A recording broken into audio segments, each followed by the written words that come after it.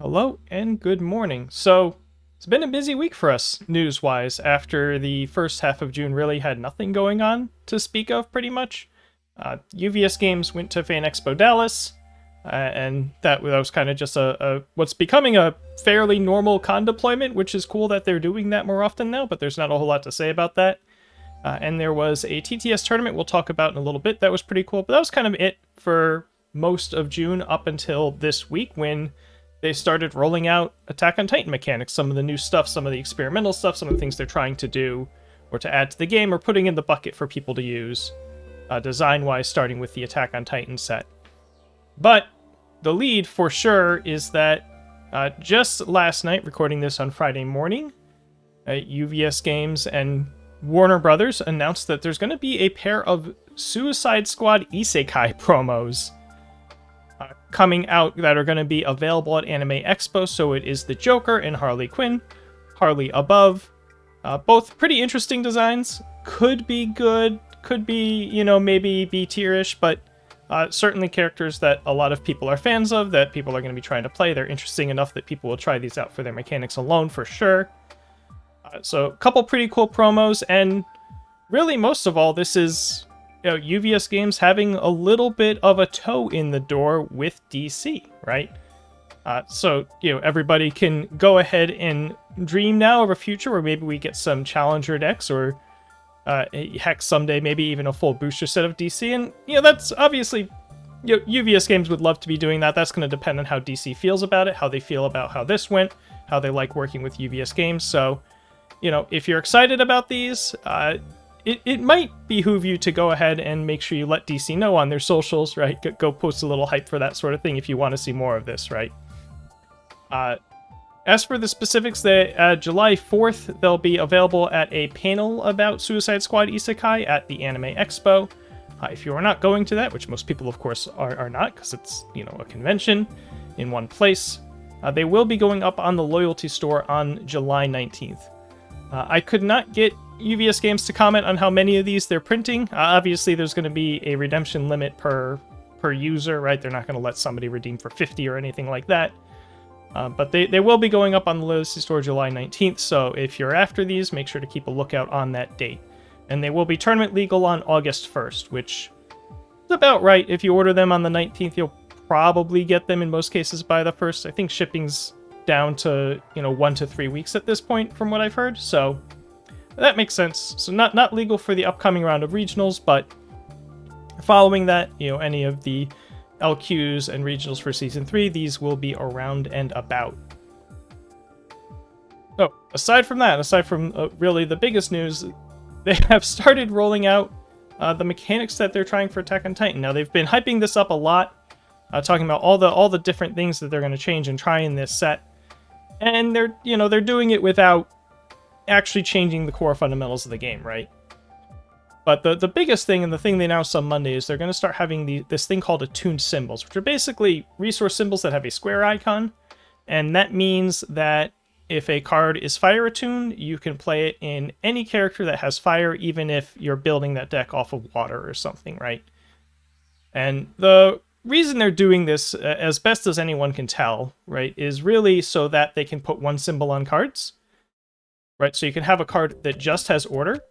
If it's the order attuned symbol, and that's the only symbol on the card, it's still playable in about a quarter of decks, right? So the actual playability of the card, even though it only has one symbol, doesn't change.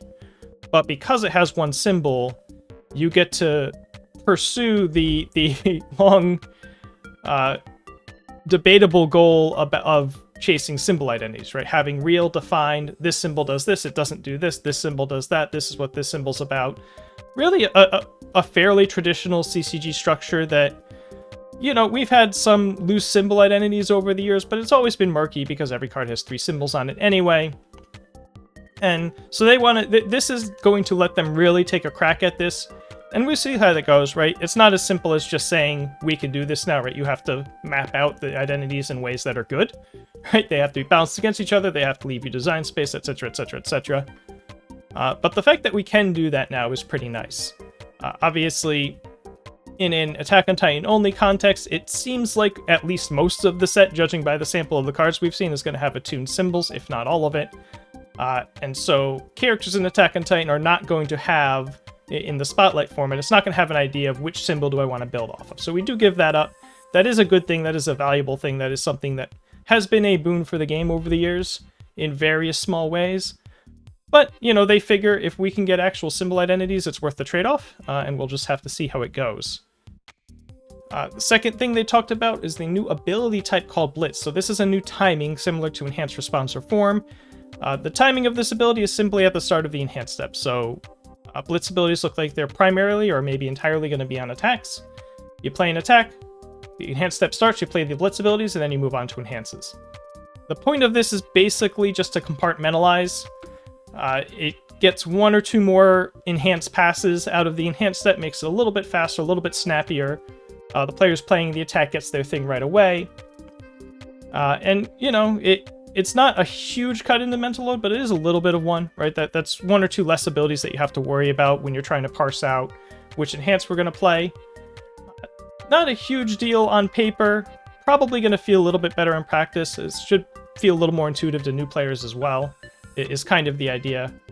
So, a nice little positive thing there in Blitz. And then yesterday, on Thursday, they announced that they're going to do character rarities. So because we have this dedicated character slot in packs, the biggest reason we stopped doing ultra rare characters was because people hated pulling characters in their ultra rare slots, right? You need the one. Once you have the one, you don't really want to see it anymore. But because we have this character slot now, there's nothing really getting in the way of saying, well, let's have a rarity scheme for our characters. Right? Some characters will be harder to pull than others. That could be more exciting for newer players that aren't, buying boxes and boxes and boxes.